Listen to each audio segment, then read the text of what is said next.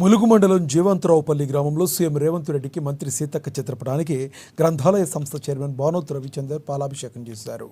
4 కొత్త సంక్షేమ పథకాలు అమలు చేస్తున్న నేపథ్యంలో పాలాభిషేకం చేశారు.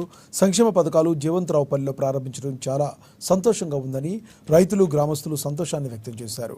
గత ప్రభుత్వం 10 సంవత్సరాల అధికారంలో ఉన్నా కూడా రైతులు కానీ పేదలను కానీ పట్టించుకున్న పాపాన పోలేదని, కనీసం రేషన్ కార్డులు కూడా అందించలేని దద్దమ్మ పరిపాలన చేశారని గ్రంథాలయ సంస్థ చైర్మన్ భానోత్ రవిచందర్ తెలిపారు.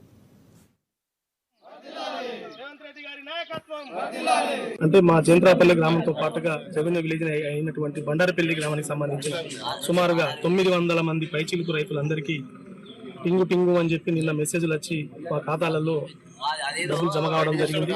దానికి గాను ఇక్కడ ఉన్న రైతాంగం అందరూ చాలా సంతోషంతో ఉన్నారు.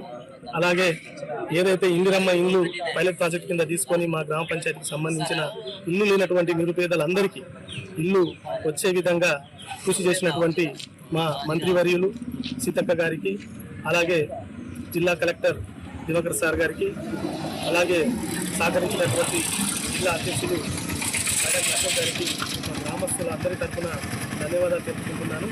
అలాగే ఇంకా ఉన్నటువంటి రేషన్ కార్డులు కూడా గత 10 సంవత్సరాల నుంచి వెళ్ళి ఏదైతే రేషన్ కార్డులో టీఆర్ఎస్ గవర్నమెంట్లో కొన్నిసార్లు అప్పీల్ చేసుకొని మీ సేవ ద్వారా కానీ వేరే రకాలుగా ఇంటిగా తిరిగి రావు అనే ఒక ఆలోచనకు వచ్చి పేరు గారిపోయిన తర్వాత ఇప్పుడు కాంగ్రెస్ గవర్నమెంట్లో ఇప్పుడు కొత్తగా కార్డు ఇవ్వడంతో అవి